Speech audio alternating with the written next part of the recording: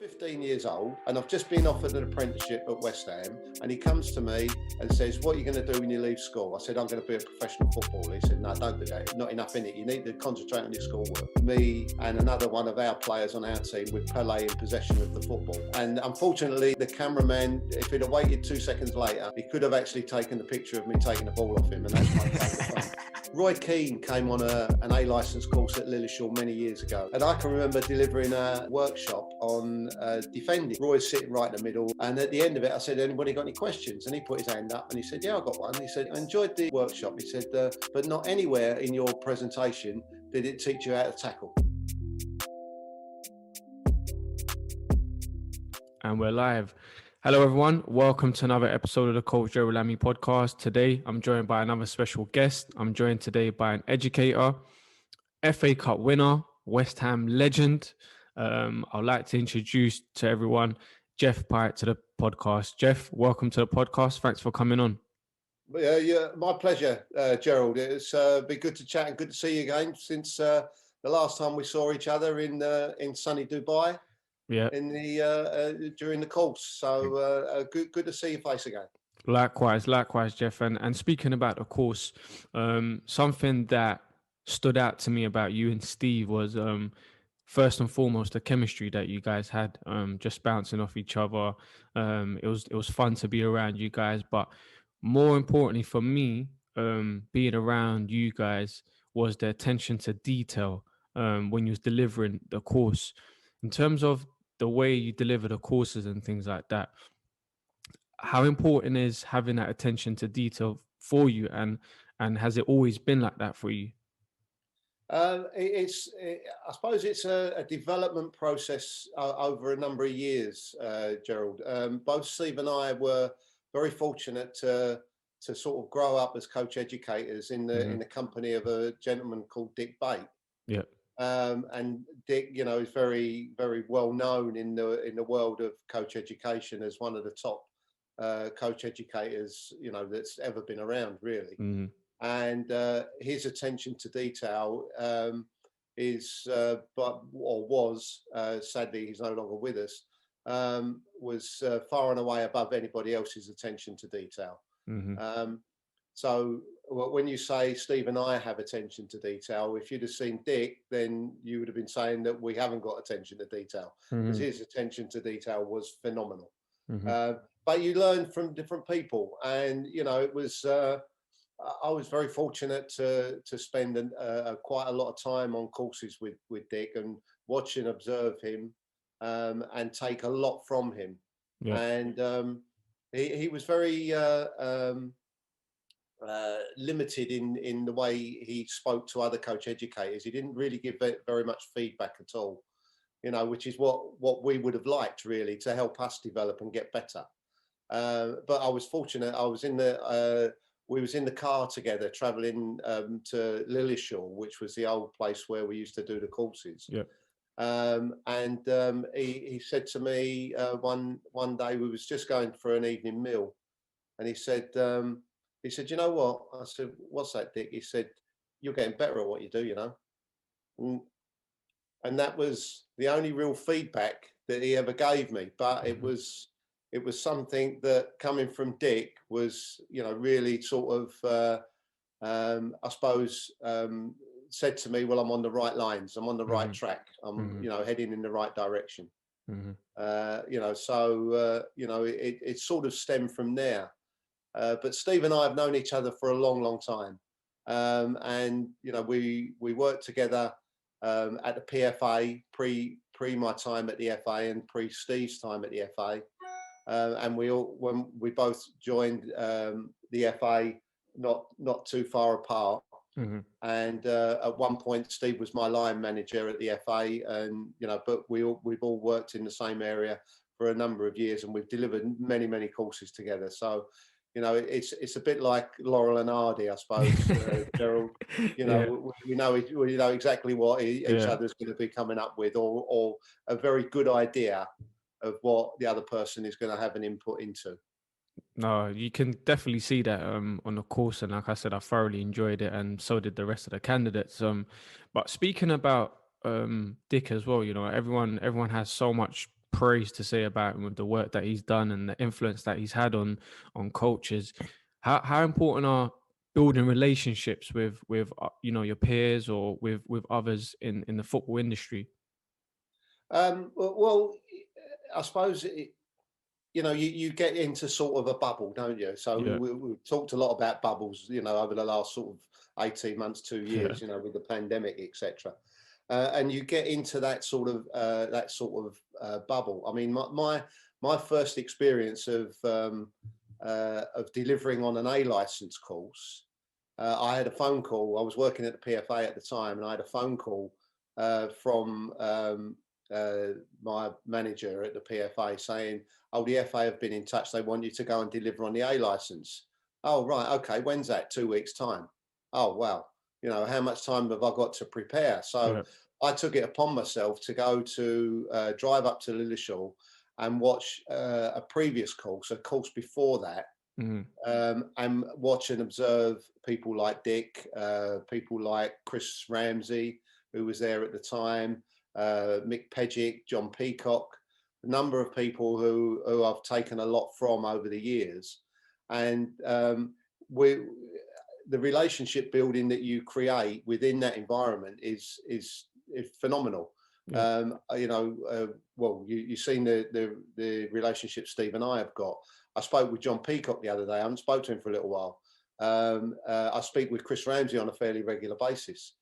So you create I suppose a network of people that you work with, and when you get into that environment, it's very much so. So I'll give you another example, Gerald. A guy called oh God, I can't remember his name now. Steve Lillis. Yeah. He contacted me the other day. He worked at the FA as one of the county coach developers, Mm-hmm. and he set up his own business around coach development and coach support. And he contacted me the other day, and I didn't realise at the time, but he was on a B license course that I delivered for the PFA at Peterborough Football Club when he was there. And Dan Ashworth, who was the technical director at the FA for a period of time, was also on that course.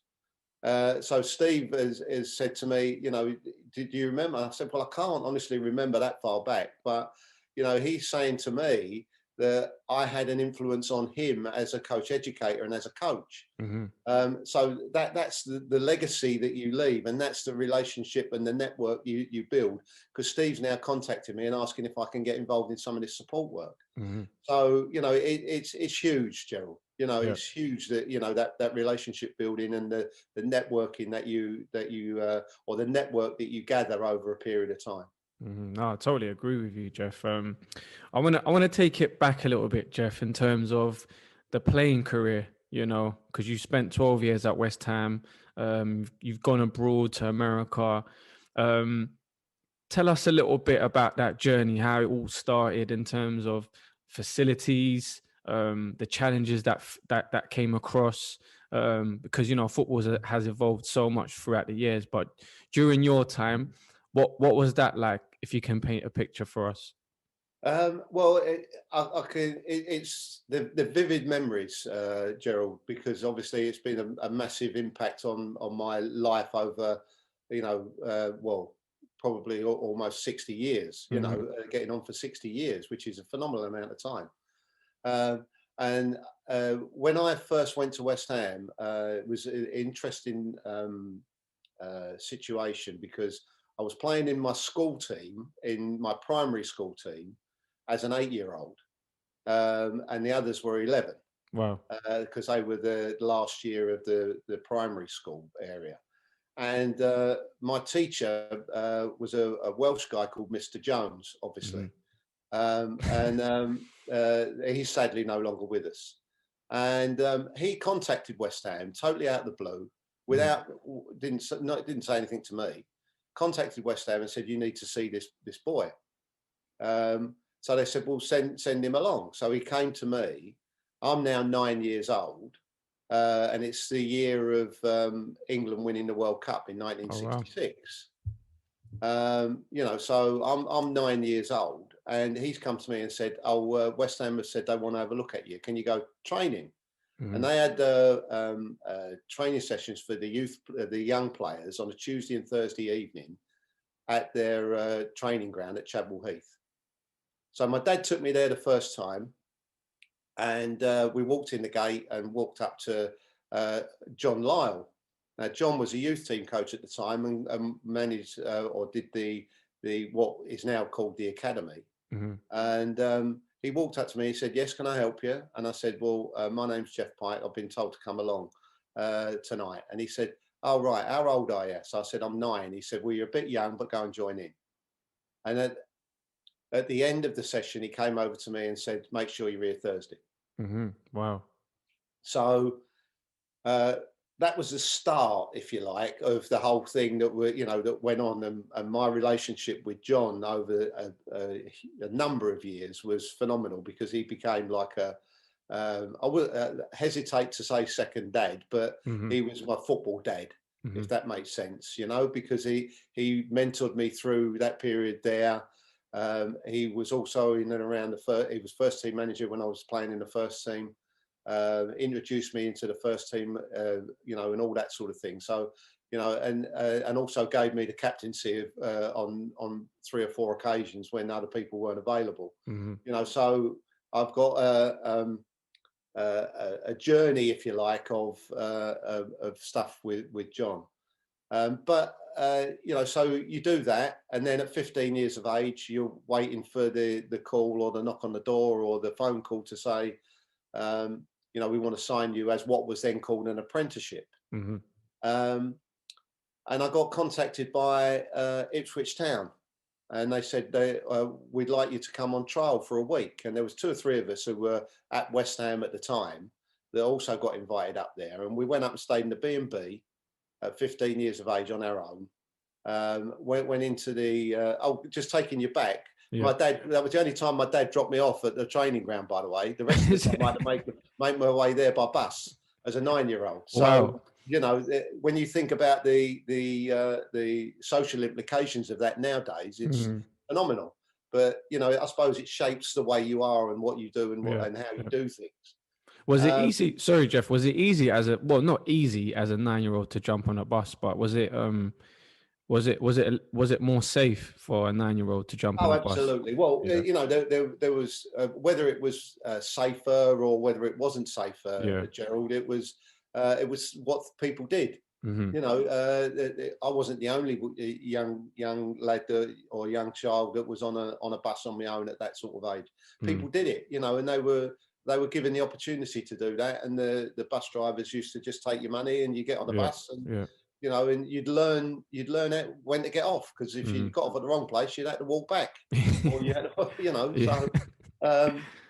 it was So I then went up to Ipswich for a week's trial when Sir Bobby Robson was the manager at Ipswich Town. Okay. And on the last day, we trained all week, and on the last day, we played a game at Portman Road against their youth team, just to sort of for him to have a look, really. And at the end of the game, he come walking up to me. He said, "What are you doing?" So I said, "Excuse me." He said, "Well, are you with any clubs?" I said, "Well, I'm with West Ham." He said, "What's happening? Are they signing us?" I said, "Well, I don't know." He said, "Well, if you come and sign for me," he said, "you'll be in my first team within 18 months." Wow. How was that, hearing that from someone like Sir Bobby Robson? It was, for someone who then went on and did all the other stuff that he did, being England manager, etc., etc. You think, and he was very successful at the time at Ipswich because they were a successful team. It was, wow, what do I do? As a 15-year-old, what do you actually do? Do you actually say yes there and then, or what? So I said, well, I need to find out what's happening at West Ham first. And he went, I appreciate that and I understand that. The following week, when you was 15, Geoff? That was, sorry? This is when you was 15? 15 years old, yeah. So I then went back home, and the following week he rang 3 times during the week to find out whether West Ham was going to sign me or not. So he was that keen on getting me at the football club. in the end, I rang a fella called Wally St. Pierre, who was the chief scout at West Ham. And I said, Wally, I said, do you know what's going to happen? Am I going to get an apprenticeship or not? And he said, I don't know. I said, well, can you, I said, well, if not, I said, Ipswich have been on the phone 3 times this week. So I'm going to go to Ipswich. He went, okay. He said, leave it with me. 5 minutes later, the phone rang. He said, we're signing you. So you was your own agent then, Geoff? Basically, yes. You know, I didn't get any money for doing it though, Gerald, unfortunately. But you know, so I then went and did my apprenticeship at West Ham. I made my debut in '76, and then you know just went on from there really. Mm-hmm. Amazing stuff. And just hearing that as well, you know, in terms of the way you conducted yourself and you know the way you articulated yourself as a young 15-year-old. Is that something that stemmed from home, like your parents, in terms of your mannerisms and the way you articulate yourself? Because at 15, I'm just trying to imagine someone like Bobby Robson come towards you and saying, you know, I want to sign you, and for you to say to him, let me get back to you and find out what's going on. It's it's very, very well conducted. I think you're right. I think but having said that, Gerald, it's very much a different environment in them days.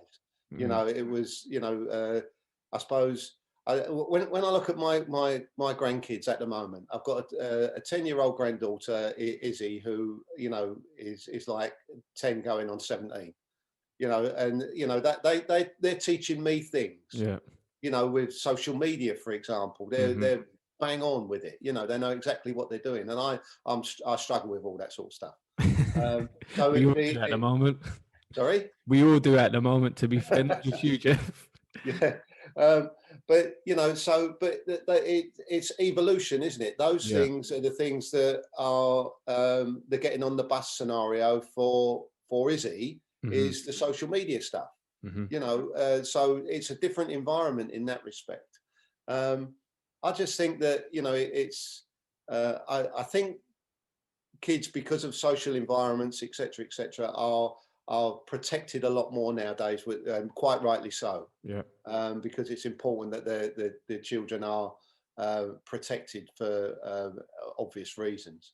But I think sometimes when you get to the environment within academies at football clubs, I think the parents become a little bit not overprotective, but starstruck to a degree, because they see you know, their child being the next, you know, sort of Jules Best, for want of a better way of describing it. And when the percentage of kids that go into academies and are out within a year is something in the region of 96%. You know, so you know, there's a very small amount of those kids that are actually going to go through and continue to go through the academy and end up being somewhere near an opportunity, not necessarily guaranteed, but an opportunity of getting into a professional club as a pro. You know, so and there's a story of regarding that, and this is, you know, a guy called Pete Sotheby, who was a friend of mine, was the academy manager at Spurs for a period of time. And while I was working at the PFA, Spurs was one of the clubs that I worked with. And I went in there one day and he called me in his office and he said, I've got to tell you this story. I said, what's that? He said, my wife and I were out having a meal last night. And it was only like one of these pubs that do food, you know, like a Bernie Inn or something. And he said, my wife was talking to me and I didn't have a clue what she was talking about. So I was listening to the people on the next table. And he said it was a little 9-year-old lad, mum and dad and nan and granddad. And Nan's said, well, okay, so you brought us here to celebrate. What are we celebrating? So the mum pipes up and says, I don't know the boy's name, so we call him John. Said, oh, little Johnny has gone to Brentford in the academy, but we know he's got such a long while before he gets in the first team.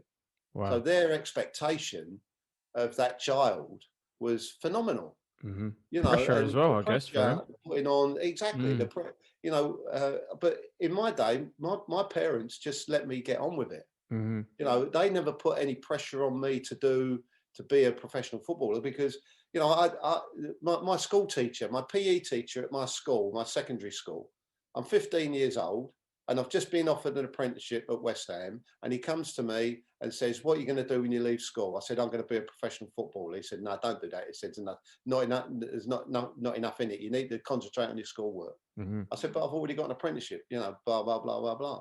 "Oh, right. Okay." You know, so, you know, it was like, it was a secondary, second rate, probably, profession, because, Mm-hmm. you know, nowadays, parents want their child, whether it's male or female, Yeah. potentially, if they've got some sort of talent within the football game, to be a professional footballer, because they see the pot of gold at the end of the rainbow, unfortunately. Mm-hmm. Mm-hmm. No, I definitely agree with you, Jeff. And in terms of, I was going to touch on it a bit later on, but seeing as we brought it up, in terms, because you've been around the academy system and things like that, do you feel the academy system is supporting these young children that don't make it, or do you feel like it's their job to do that as well? You know, because they've given so much back to the players also, but in terms of once they leave the clubs, is there enough that's been done? I think the straight answer probably is no, but Mm-hmm. I don't know for 100% from club to club, because Yeah. that wouldn't be fair to say that every single club does the same thing. Mm-hmm. But the implications of, you know, being able to look after those players once they leave the academies is a phenomenal task. Yes. You know, that they haven't got the manpower to be able to do that. Um, I was doing some work with Leighton Orient Football Club, which Mm-hmm. is one of my old clubs, and there was a guy there called Lewis Spencer. Mm-hmm. Lewis was the academy manager, and he contacted me the other day. He was one of the ones when the club kept on, because they've not got any money coming into the football club because they've got no fans going into the ground. Yeah. Yeah. He came to me the other day and said that his contract's not been renewed. So the Mm-hmm. academy manager at a League Two side has now no longer got a job. What happens to the academy? The academy probably disperses. There's 200 or 300 kids or whatever there is in that academy system at the moment that won't have an academy to go to. Mm-hmm. Will they be picked up by somewhere else? We don't know. Mm-hmm. You know, so, you know, for them to then, you know, look after those players once they leave the academy is a massive, massive undertaking. Mm-hmm. When you get to the next stage, so they go into the academy or go into the professional game as a 15, 16-year-old, and they're in this, they've got a scholarship, then at 18, then I think there's a question to be asked the clubs, what's your aftercare of those players when they don't get a professional contract? Yeah. Yeah. What a lot of clubs do is they help those youngsters through the PFA to do coaching qualifications and maybe regenerate them back into the academy as academy coaches. Mm-hmm. But some do it, some don't. Some move on and go on to maybe some non-league football, etc., etc. Mm-hmm. So it's massively important that these young players have a secondary education, and it's not just football. Yeah, yeah. No, I agree with you.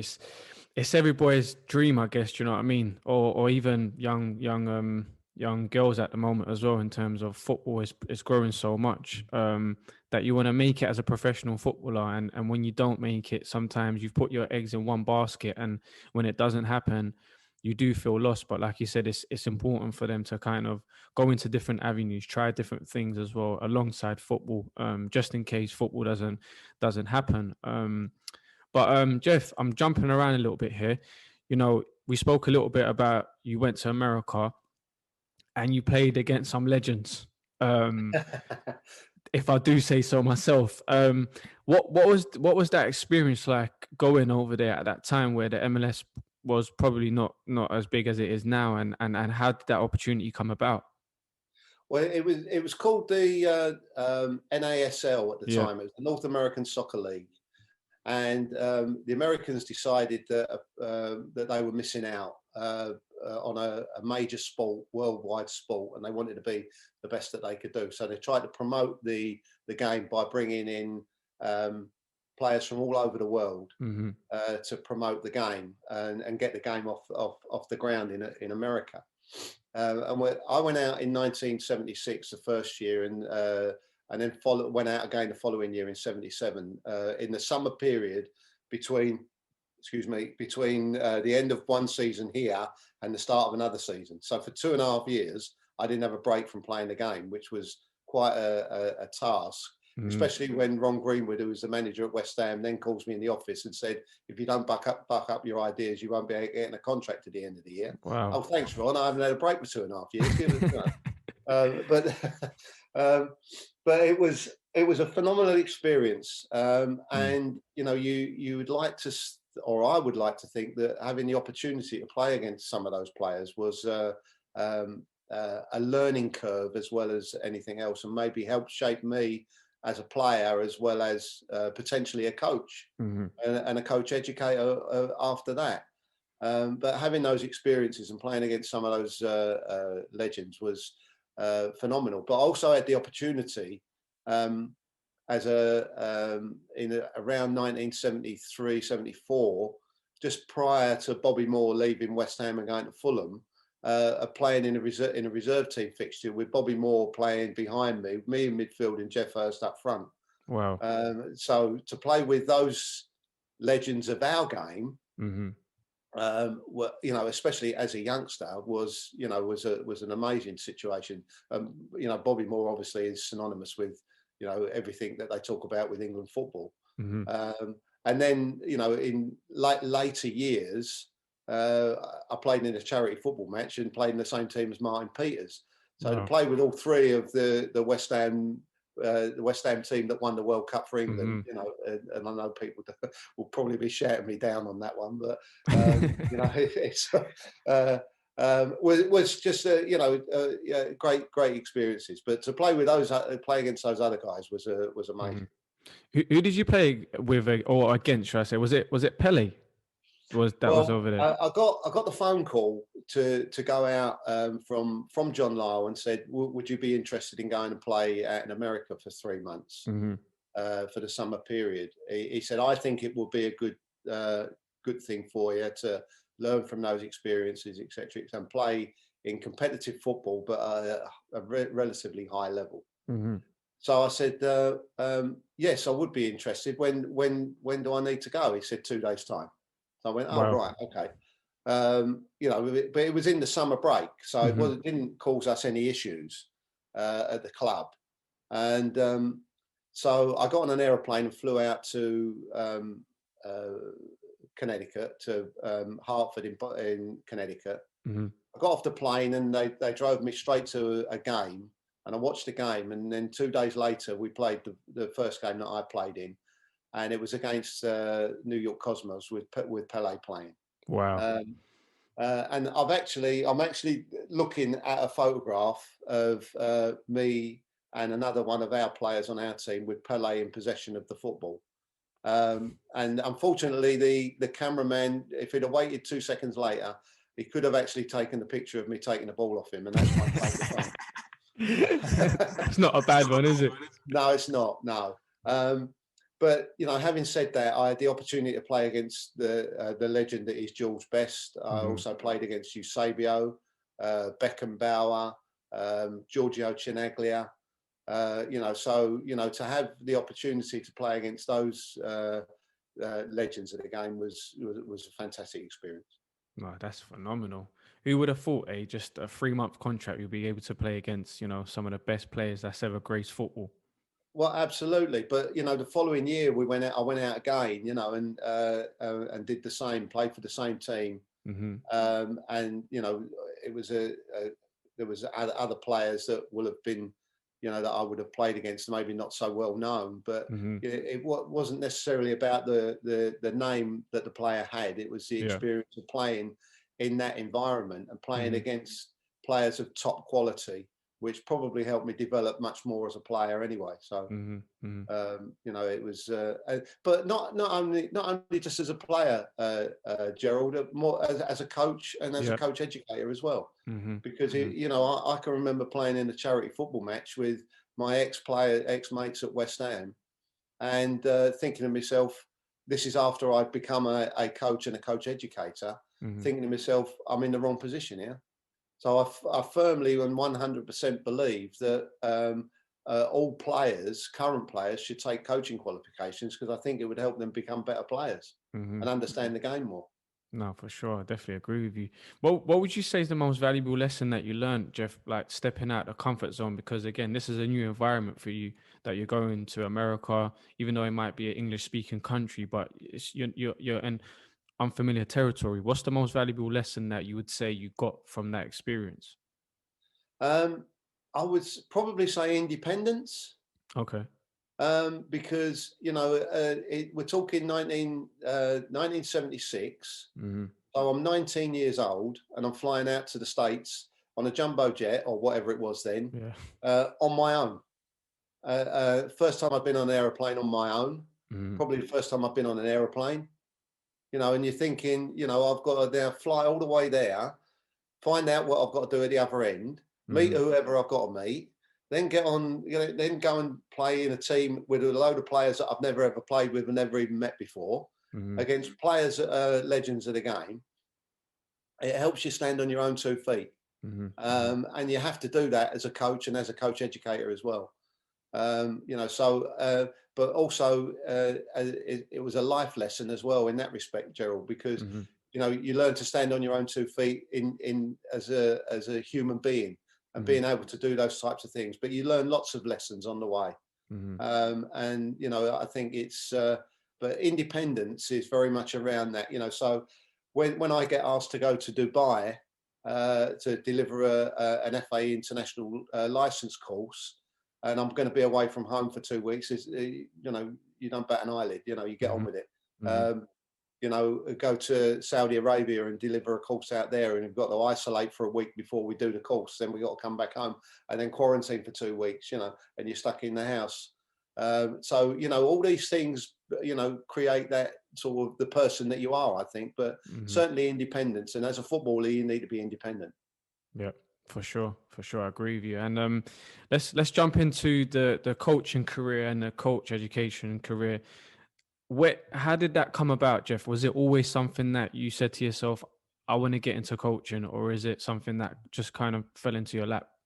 Well, it fell into my lap, Gerald. I was playing at Leyton Orient, and I had an injury, and the injury was a pelvic injury. And I'm almost sure it's called synthesis pubis. Okay. So it's where the pubic bones meet in the middle at the front, and you've got a cartilage between that, because it moves and moves around a little bit. And my cartilage through overuse in that area had worn away, so I was bone on bone. Wow. And it was quite painful, I can assure you. And I went to the surgeon, and they said to me, well, we can operate, which means that we'd fuse the bones together, but it would restrict your movement. You can either play through it, which was not an option because it was just ruining my back, or you can retire.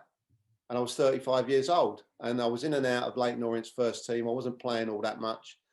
So I thought, well, the best option is to retire and see what else I can do. So I went to Frank Clark, who was a manager at Leyton Orient. I said, look, I think I'm probably going to retire at the end of the season because of this. He went, oh, right, okay. Do you want the youth coach's job? So I went, what do you mean? So a fella called John Gorman, who was the youth coach at Leyton Orient at the time, went to Swindon as assistant manager when Glenn Hoddle got his first management role. And they were best buddies. So John went off as assistant manager, and the youth team job became available. So it was circumstance, it was fate, I suppose. It was being in the right place at the right time. I didn't have to go away and have a think about it. I said yes there and then. Yeah.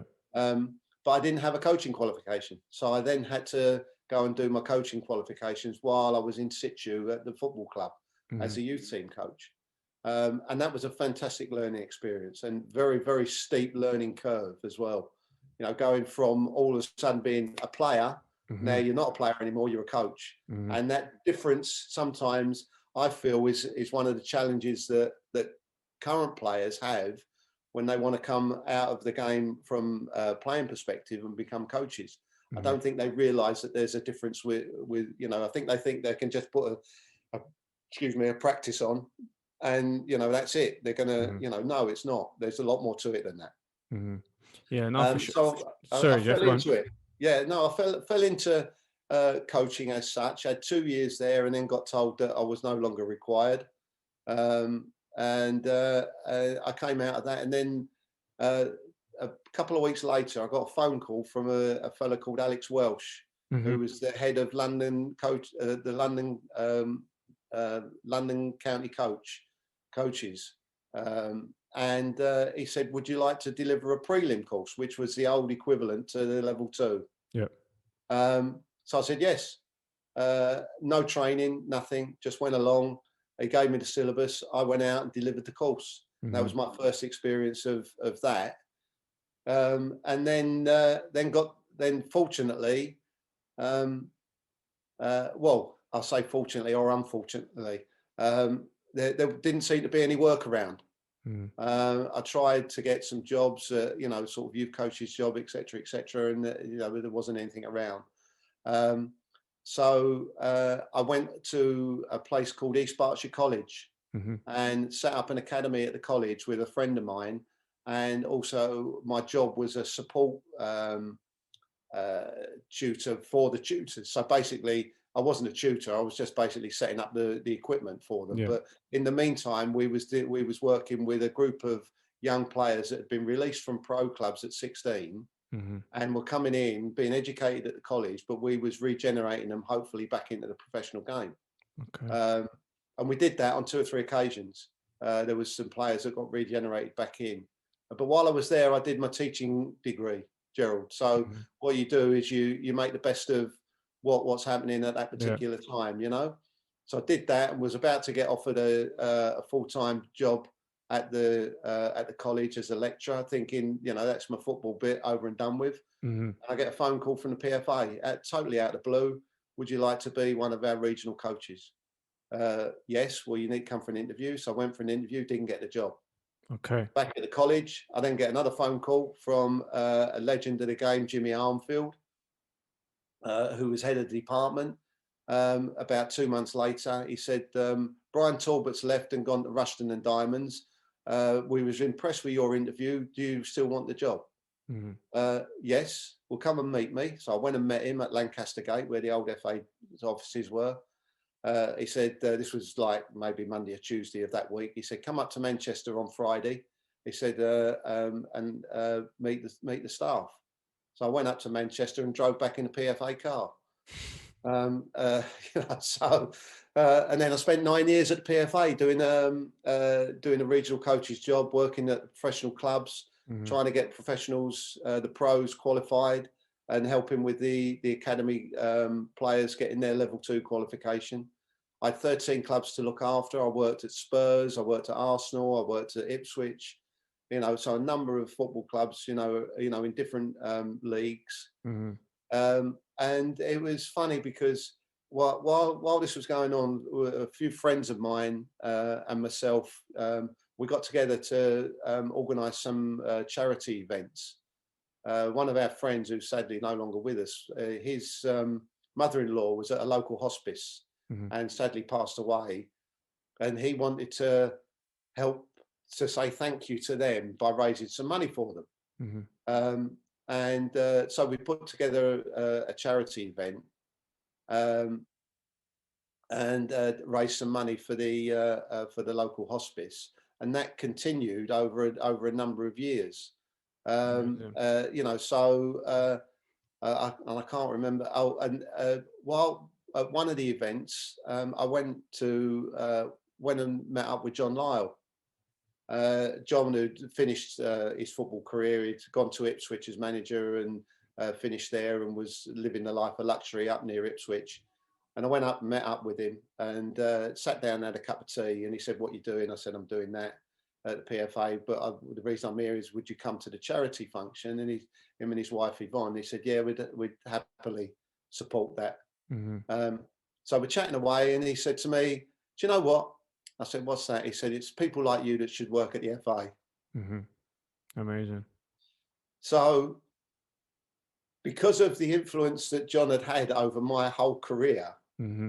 um, he was still having an influence. Yeah. And it took me 5 interviews to get a job at the FA, but I was determined to do it because of what John had said, you know, because of his influence on me over that period of time. So, and he still has an influence now, and he's sadly no longer with us, you know, because I reiterate that story on numerous occasions, because I feel it's really important that people understand that you've got that, I suppose,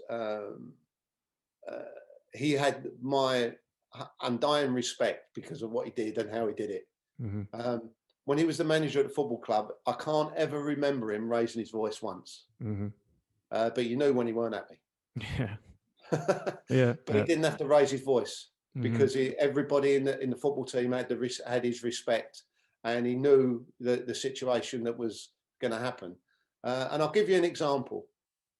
We played Manchester United on the very last game of the season. I actually flew out.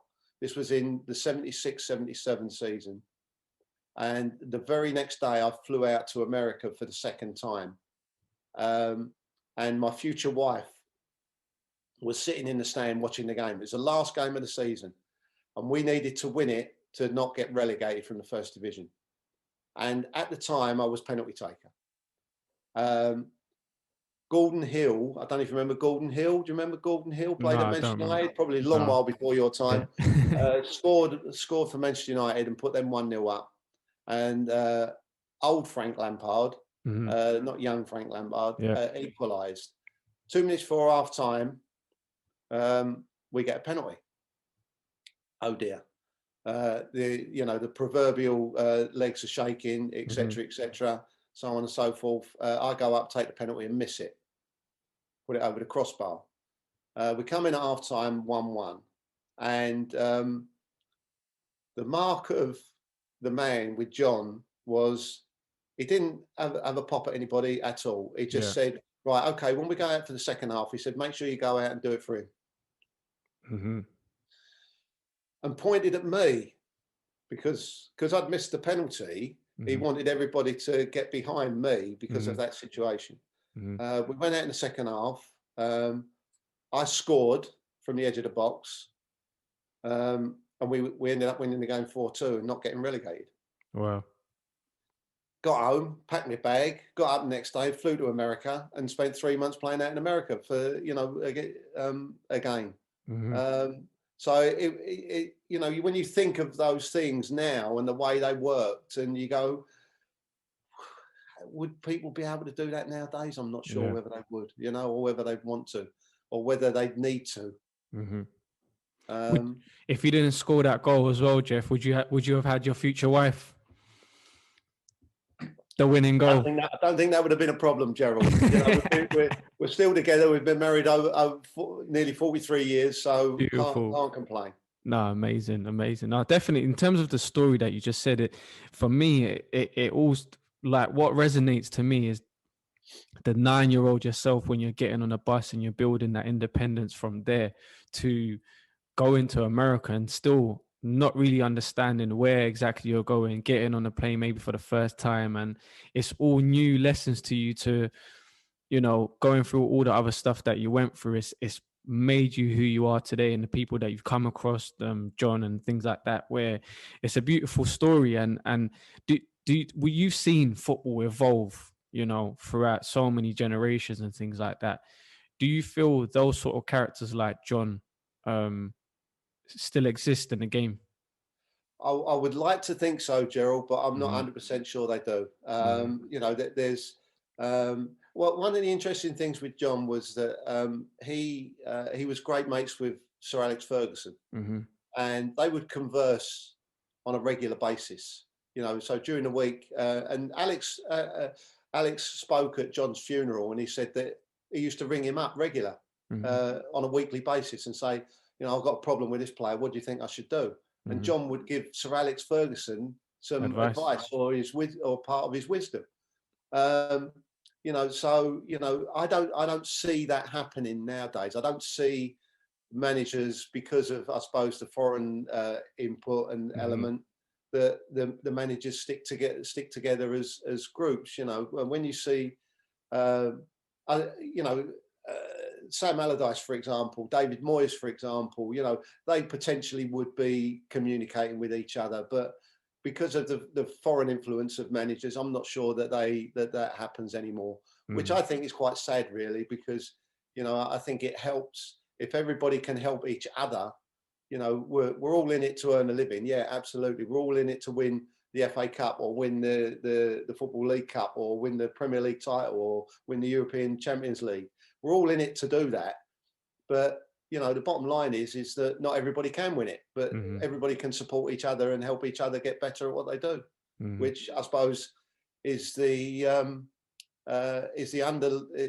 you put my name there and said Coach Educator and then put underneath that helping coaches get better at what they do, that would probably be on my gravestone, I would like to think.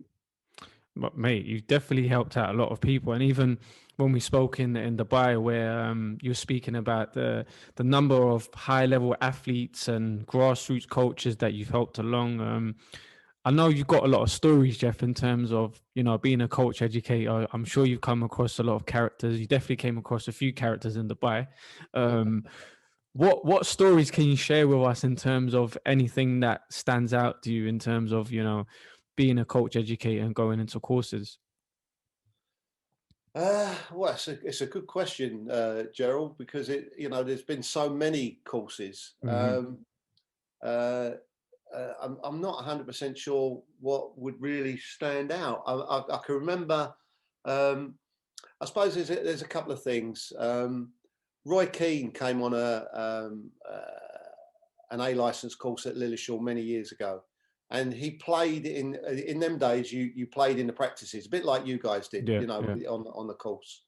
But a lot of it was 11v11 games, and Roy would play in these coaching practices like he played for Manchester United, and he would kick lumps out of people. And some people weren't happy about that, but other people were quite willing to take part in that and understand the rationale behind why he did it. And I can remember delivering a seminar or a workshop on defending.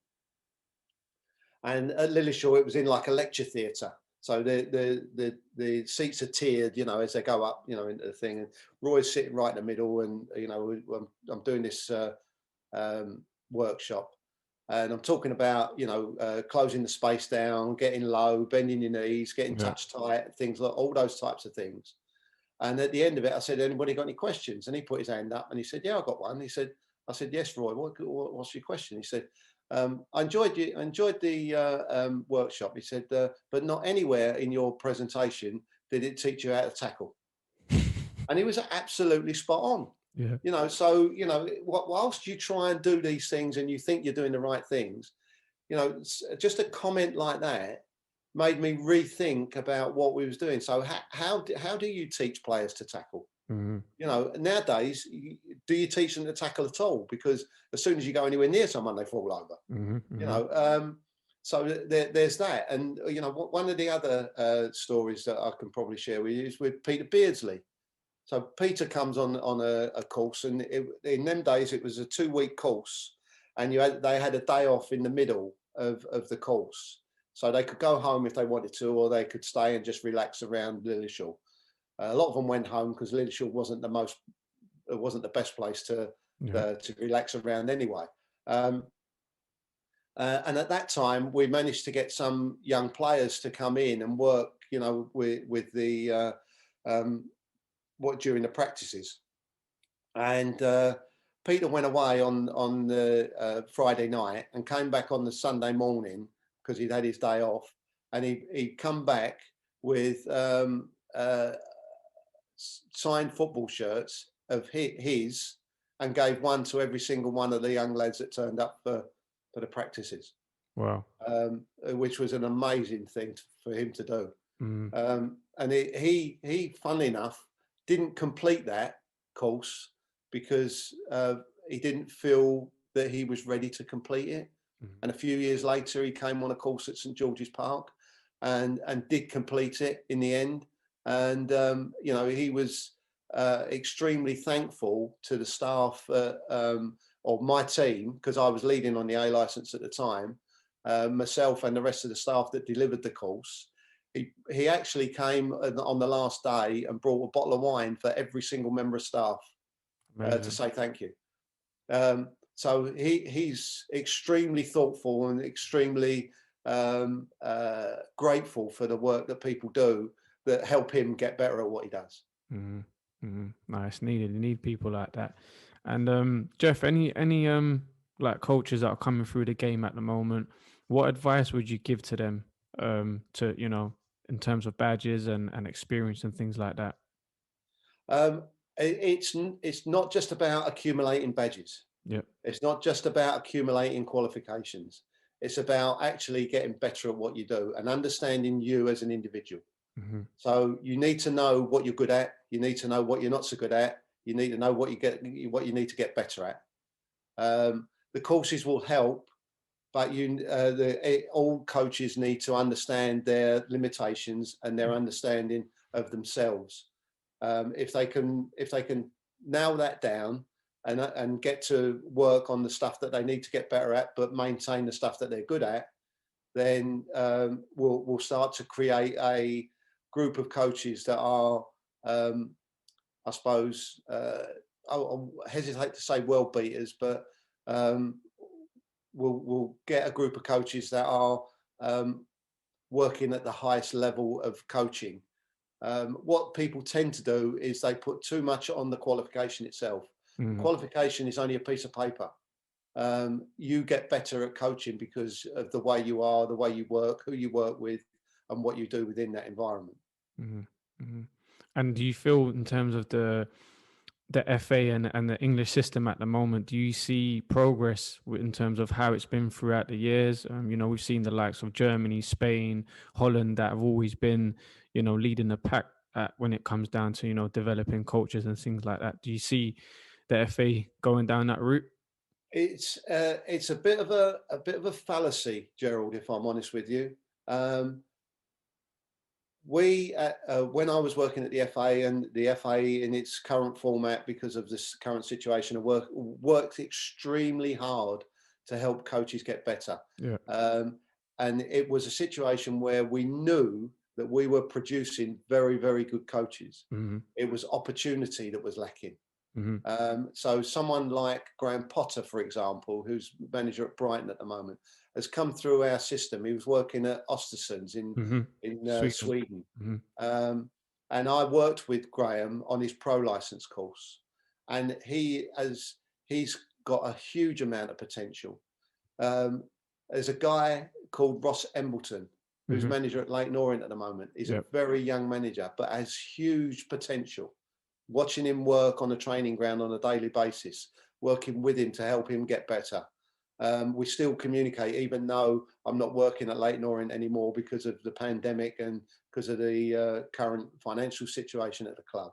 Mm-hmm. We still communicate, and he still comes to me and asks me for different things and bits of advice because he wants to get better at what he does. We have a huge pool of potential and a huge pool of very, very good coaches out there. It's opportunity.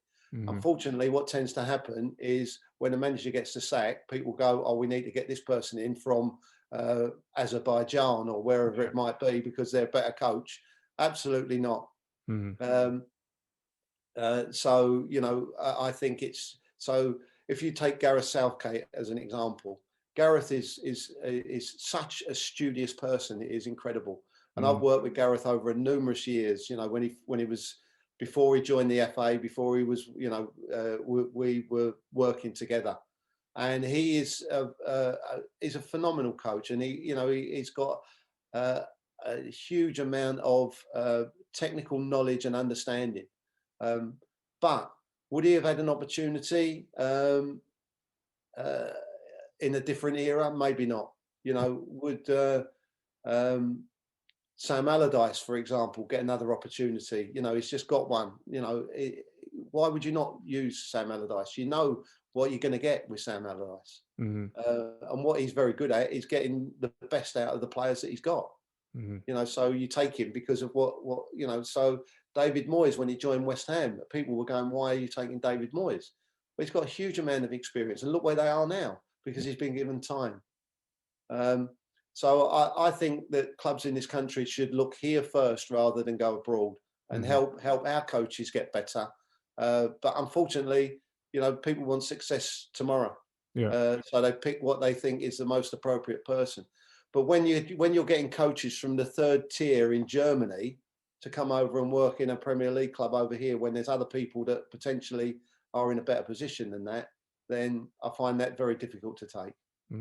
No, definitely. I think there's a lot of potential here, and like you said, there's a lot of coaches and managers here that have got the capabilities, but sometimes haven't given the opportunity. But Geoff, last few bits for you, mate. This is a future and past question. Where is Geoff Pike in the next 5 years? Probably sitting with my feet up in Dubai somewhere, Gerald. Sounds nice. I'm not 100% sure. At the moment, obviously, because of the current situation that we're in, I've been doing some bits, i.e. abroad, as you know, in Dubai and Saudi Arabia, where I'm hoping that some of those things might continue. But and then there's some stuff with the guy Steve from in this country, where we're doing hopefully some mentoring stuff as well.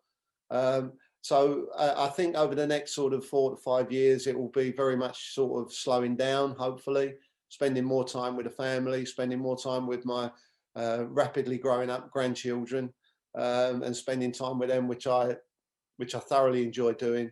And when you consider that I started my football career in 1966 as a 9-year-old, and we're now sort of this far down the line, and football has been very kind to me, but I've also had to work very hard to do the stuff that I've done. So it may be time to slow down a little bit, but I'm quite happy to come out and do some work in Dubai on the odd occasion, because the sun shines quite a lot more than it does here. No, for sure. This is not even part of the question, but just looking back in terms of the career as well, knowing what you've just done now, did you ever think you would achieve everything that you have?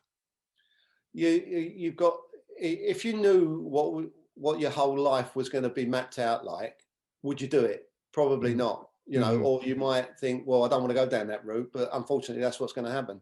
So I think it goes back to what you question around, what advice, and I said about independence. I think, when I finished at Leyton Orient, I didn't have a job to go to.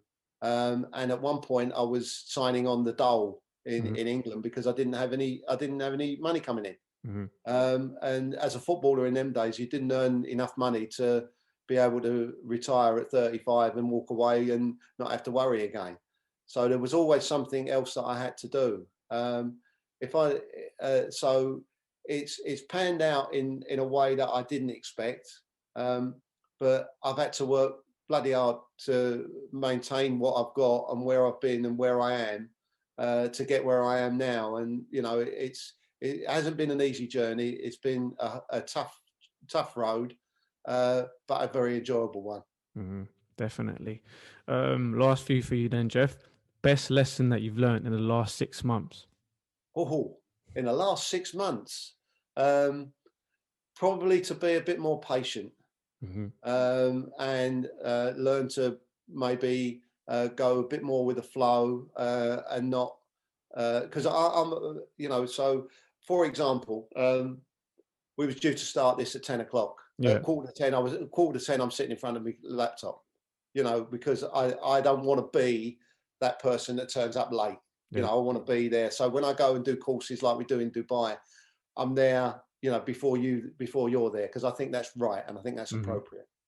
So maybe to be a little bit more laid back, maybe to be a little bit more patient, maybe to go with the flow a bit more.